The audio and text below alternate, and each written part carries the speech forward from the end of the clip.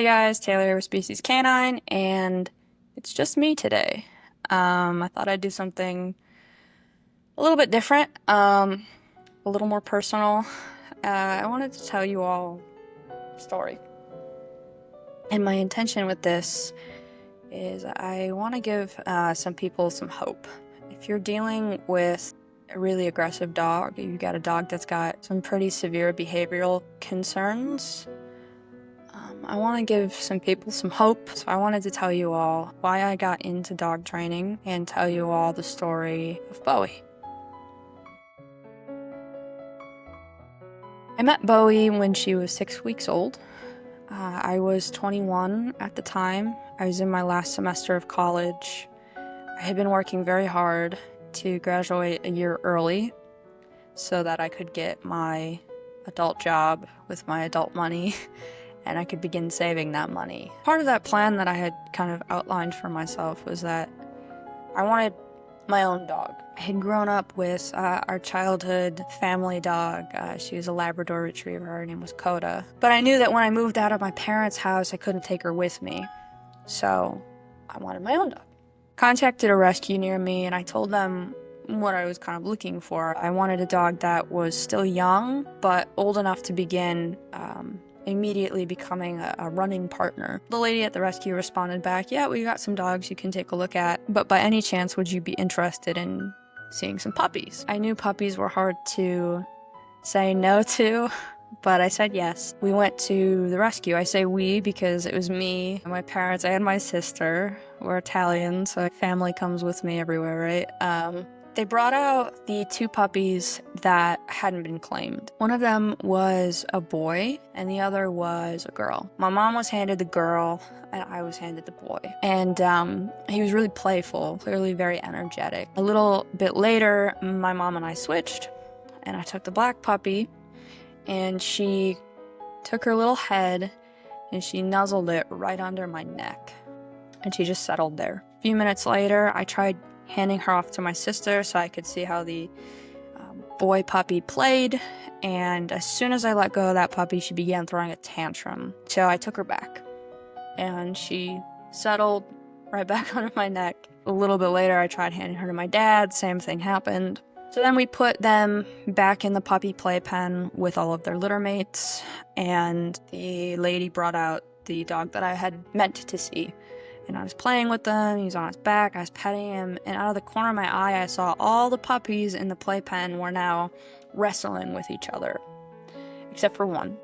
That black puppy was sitting with her face pressed up against the puppy gate, glaring daggers at me and this dog I was now petting.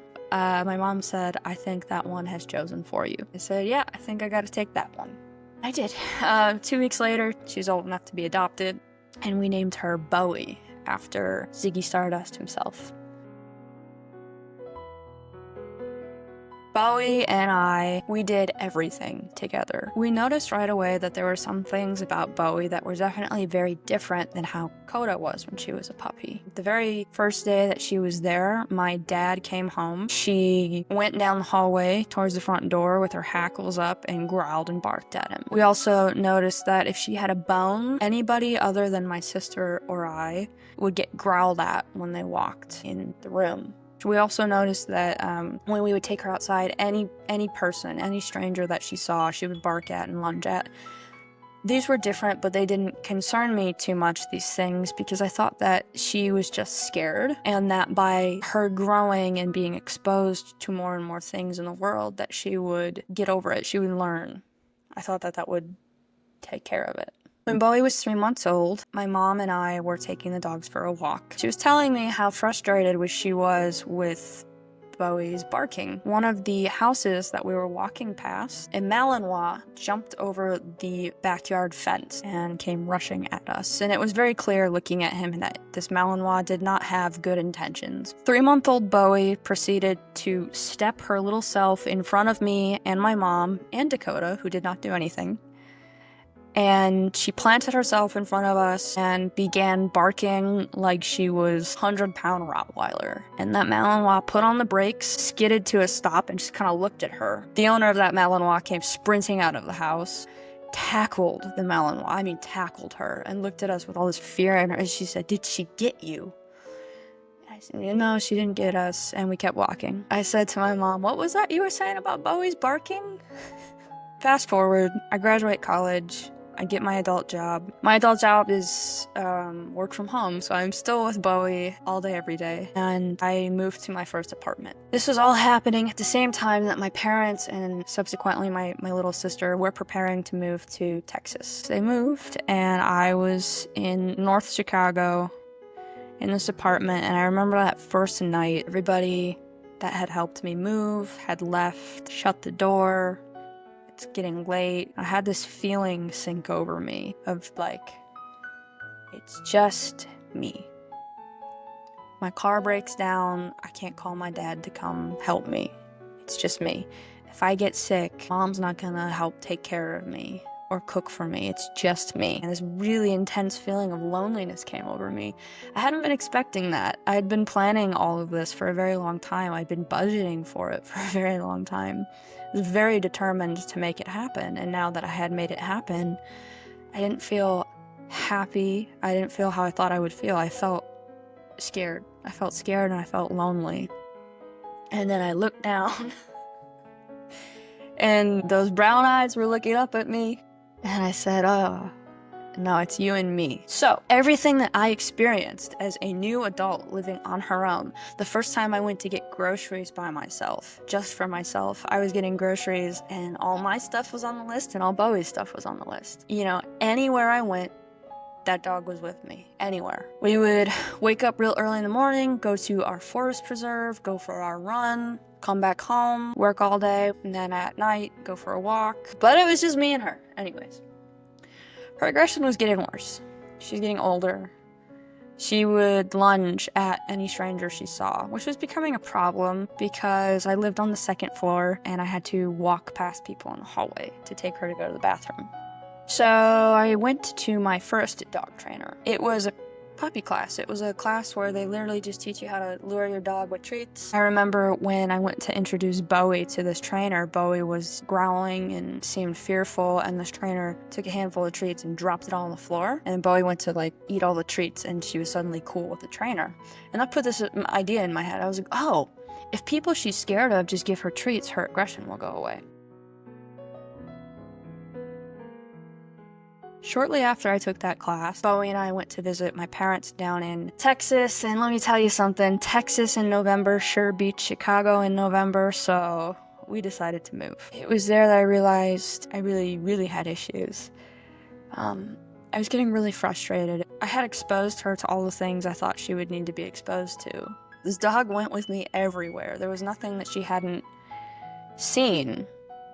And yet she was still aggressive, and my theory that when she was a puppy that she would grow out of it wasn't true. So I elicited the help of various trainers at that point. I'm not going to name any of the trainers.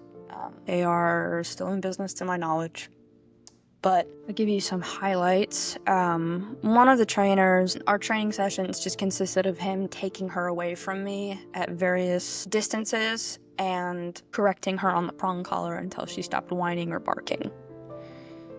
And after those sessions, she would sleep for hours. And I remember thinking, that's amazing. She slept for hours. He must have done great training. And I realized looking back, it was because of how much adrenaline and stress was going through her. It didn't fix it. That guy stopped showing up. There's another trainer that he specialized in aggression, according to him and his website. He told me that the way he trained was with an e-collar. Now, previously I had been very against e-collars. I just thought they were, they're shock collars. Why would you shock a dog? He had explained that no, you can put it to the right level. It's very, very effective for really aggressive dogs like her. So I said okay, and he just threw the e-collar on her like day one, and said we're gonna teach her these commands, and he was very, very proud of the fact that he didn't use treats or toys. He claimed he didn't need to. He said, you see, you don't have to carry treats with you everywhere. You don't have to bribe her to get her to listen to you. She'll just listen to you. And everything was okay until he tried to teach her a climb command. He was trying to get her to climb onto this little ottoman that I have, and she didn't want to climb on it, and I could tell it was because she was scared, and she also didn't know what he was really asking her to do. He would just point at it and say, "Climb," and she would look at me. Not him, she'd look at me. And he'd point at it and say, "Climb," and she didn't do it. Zap. And now she's starting to get stressed, and she keeps looking at me. And I said to him, I think she doesn't know what you want her to do. And he said, "No, she knows. She put a paw on it. She knows." He had never taught this command to her. This was the first time she was being told this word. Zap, zap, zap. He kept going up in intensity, and finally she laid down on the floor and put her head between her paws like this. And there's something you need to understand about Bowie. She is a lot. She is 110%, 24/7, all the time. She is a lot. Everything she does with intensity. Everything she does with intensity. And never, ever, ever in my life had I ever seen that dog shut down. And my heart was pounding, and I was so uncomfortable. I said, I think she doesn't know what you're asking her to do, and I think she's kind of nervous. And he turned to me and he said, "No, she's just being stubborn. She's just being stubborn. She just doesn't want to do what I'm asking her to do." Zap. And looking back, I was 22. This was the first time that I was alone with somebody that I had hired them to do a job. And I was wrestling with myself because I kept thinking to myself, he's the dog trainer. He must know best. He's trained aggressive dogs. I just need to trust him. Something that he would do with her was he said that he had to teach her that he was the boss, and that I would have to also teach her that I was the boss. And so what he would do is he would have her on a prong collar, and he would try and walk up to me, and she would show aggression. And I want to be very, very, very clear. At this point in time, if Bowie showing aggression over him coming up to me was not protection. She was not being protective over me. She was being possessive over me. There's a very big difference. And when she would show aggression, he would start basically fighting with her on the prong collar. After about 15 minutes of this on this particular day, she'd kind of given up. You know, she was like, "Okay, I'm done." And he looked at me and he smiled and he said, "I showed her. She knows I'm the boss." And he turned to walk out the door, and the second he turned around, she got him right on the back of his calf. And it was not a really decent bite. Like, it was all front teeth, quick. It was probably more of a nip, but she got him. She put teeth on him. That was her first bite. And of course he turned around and he had to do more of his BS. But that summer, she got her first real bite. I don't want to go into too many details of it for obvious reasons. And that was when I knew. I was like, this is something else. This guy, she was cool with this guy. He had given her treats.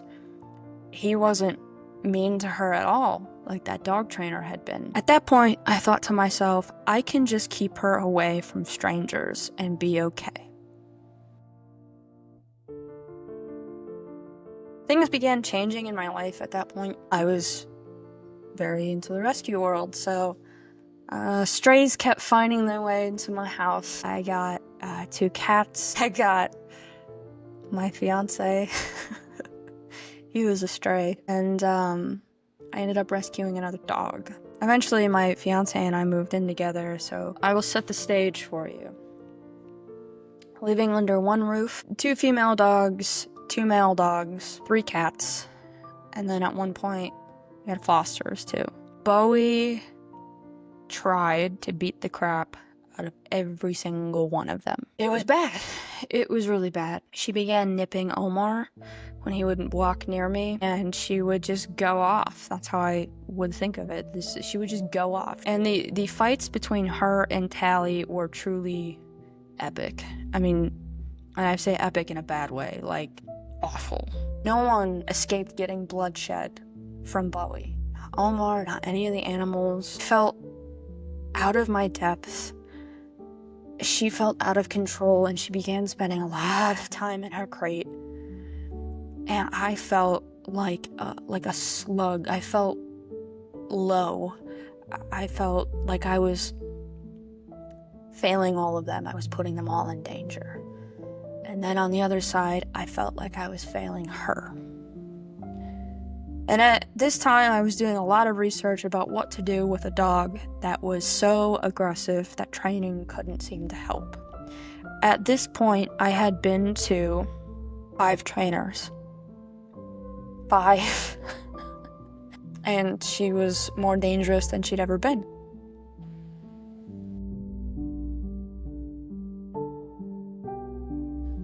I began researching what you do with a dog that's so dangerous. And training can't seem to help. And I saw words like rehoming, and I saw words like behavioral euthanasia. Those 2 things were not ever going to be on the table. Not an option. I was never, ever going to give up my dog.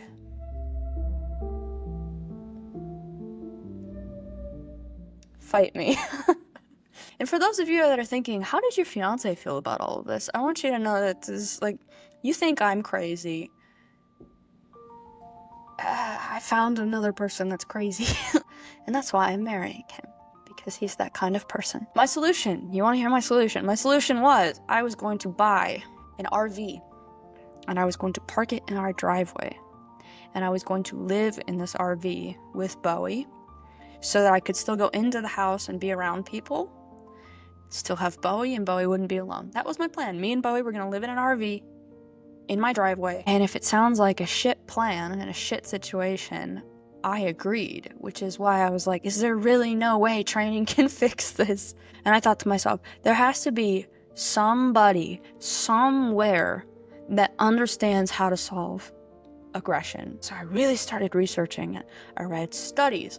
I read opinion pieces. I watched various YouTube dog trainers talk about how to solve things. I finally came across this trainer in New York. This guy had articles on dog aggression, and he was using phrases I had never heard somebody use before. He was talking about the human-dog relationship, and that aggression was not one-dimensional, that it was a whole dog issue, that you had to look at various aspects of the dog. His name was Josh. I looked in his bio, and it said that he had chosen to get certified through Canine 1 as a foundation-style dog trainer. I thought to myself, what is that? So I look up Canine 1, and I go to Mike DeBruzzo's website, and he's talking about no abuse in dog training, and he had a tab on his website that said, find a foundation-style dog trainer. I click on the thing, and it shows the map. Bunch of folks on the West Coast, bunch of folks on the East Coast, 1 person in Texas. And they are in Waco, which is more than 3 hours from me. It's this place called Species Canine, and I thought that was a weird name at the time. I remember thinking that. I clicked on Species Canine's website, and I'm not exaggerating to you, I read every single word. Omar came home, and I showed him all of my research. I showed him my line of thinking. I said, I was thinking this, I went here, I found this, I found this. How would you feel if I went out to Waco every weekend? And he said, yeah. And then, like I normally do, I got in my head about it, and I was like, no, how am I gonna do that? And finally, Omar kind of put his hand on my shoulder, and he's like, just call. And I was like, okay. So I called, it rang, and then it went to voicemail. And I was so anxious, I hung up, and I didn't leave a voicemail. And I said, well, there you go. He didn't answer. God must be telling us this isn't what we're supposed to do. And right after I said that, the phone rang. I answer the phone. He says, oh, hey, this is Jared with Species Canine. Sorry I missed your call. How can I help you? And I said, thank you so much for returning my call. I said, my dog Bowie is biting people and biting the other animals in my house. And I'm crying again. And I don't know how to fix it. That's what I said. I said, and I don't know how to fix it. Someone's cutting onions in here. That's enough of that. Okay, so within the first conversation, when does she bite people? Like, what happens before she, like, what's happening when she's biting people? Told him what was going on. Oh, yeah, it's dominance aggression. It's what? It's dominance aggression. She's got dominance aggression and probably some fear aggression too. We'll have to do a full consultation for me to really talk to you and explain to you what's really going on. But yeah, it's dominance aggression. And yeah, it's fixable. He said, do you want to do a consultation? I said, yeah. He sent me an intake form. I filled it out. I actually went back and reread my intake form from 2 years ago. And oh boy. I was doing a lot different than I do now. We had our consultation on Google Meets, and he had said to me, he said, it'll be an hour and a half. And at the end of it, you can decide if you want to train or not, but I will at least give you a management plan to make everybody safe. I said, that sounds great. It was not an hour or an hour and a half. It was 2 hours because I wrote everything down and I asked a million questions. And primarily he explained what dominance was to a dog. And that it wasn't alpha rolling or showing them who's boss, but that it was first right to a limited resource. I was like, what the fuck does that mean? Well, toys, beds, affection, attention, treats, food, these are all resources to a dog. And if a dog is given unlimited access to them, and they are genetically predisposed to being aggressive and having dominance aggression, they do what Bowie does. That's simple. He said, yeah, you just have to start controlling resources and we'll get her to, you know, third phase obedience, give you some control, and you're gonna see a different dog. And I'm gonna be honest, folks, I didn't believe him. I'd been through this 5 times, to be fair. But in that consultation, he explained something to me. I told him what that trainer had done to her with the e-collar and that she had shut down because he said that they use e-collars. And he said, yeah, that was what's called learned helplessness. When you apply a punishment to a dog without them understanding how to make the punishment go away, animals will go what's into called learned helplessness. If they can't guess and make it go away, at some point, they're just going to give up and say, this is life now. She had no idea what climb meant. He applied a punishment. She didn't know how to make the punishment go away, so she shut down. And he explained that we don't do that here. There's a reason we do things in phases, and that's because before any kind of aversive comes out at all, we make sure that the dog understands what a verbal command truly means. And there's no confusion. I said, okay. I'm in San Antonio, by the way. He said, oh, that's okay. We can do it virtually. I was like, virtually? Yeah, video call. It'll be easy because then I won't be there and she won't be distracted by wanting to kill me. I was like, okay. Start training. I thought to myself, I'm going to do this 110% because I have to fix this. I don't have a choice. Truly began controlling resources, and I began training with her twice a day. I would wake up early before work, do an hour session with her, and then after work I would do another hour session with her. And Jared had told me not to do that because he said you could not enjoy training and she could not enjoy training, and that's the antithesis to what we want. We want you both to enjoy training. And I remember thinking to myself, do you know who I am? Do you know who Bowie is? You know, I could I could be ripping up a piece of paper and she'd think it was the coolest thing ever.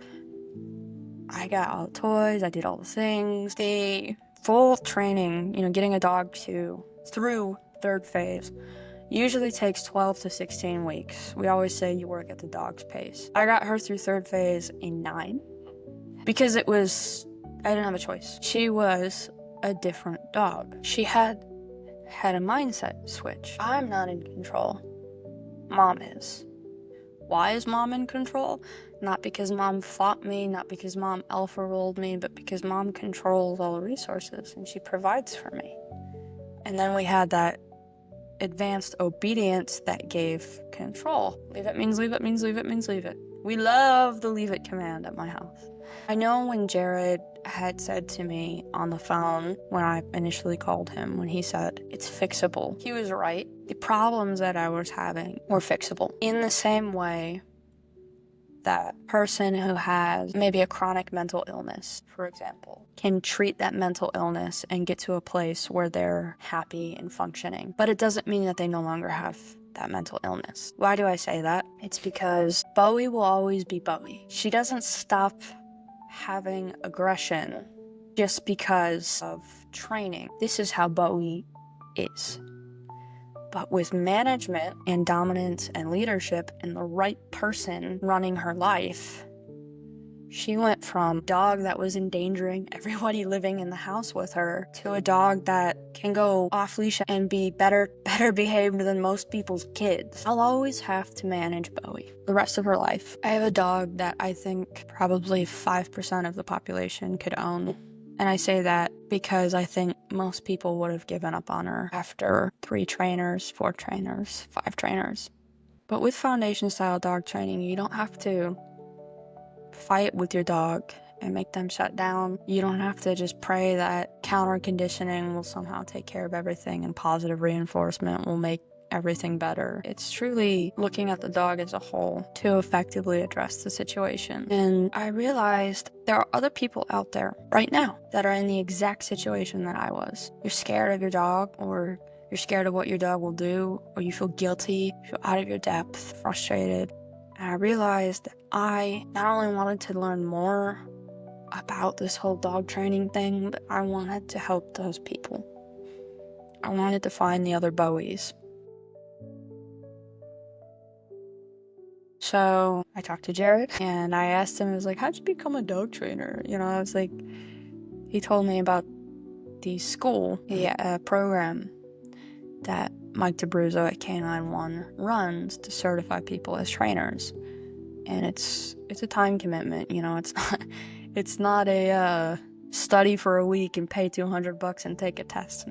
I decided to do it, and I started doing that and also apprenticing under Jared and, you know, learning things. I'd go up to Waco, learn stuff with Jared, learn how to give instruction, learn all of the studies, all the readings. I had to read all the books. It's how I got here. That was a long story, and I apologize for the emotions in it.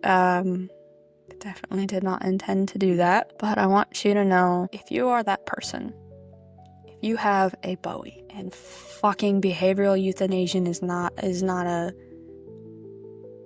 thought in your head, even if it is, there's a light at the end of the tunnel. You don't have to go through this alone. You don't have to think that there's no solution or no good solution. None of my research could help me until I found foundation style dog training. So don't give up on your dog. Don't give up on yourself. Take a deep breath and realize that if you're willing to put in the work to get yourself a better relationship with your dog, all the information and the help that you need exists. I will forever be grateful to Mike DeBruzzo for developing this method of dog training, and to Jared, even though we're very good friends now and he likes to irritate me. He helped me save my girl. So thank you for watching. And as always, like and subscribe and all the things. And if you need to give us a call or write us an email, feel free to do it. Thank you.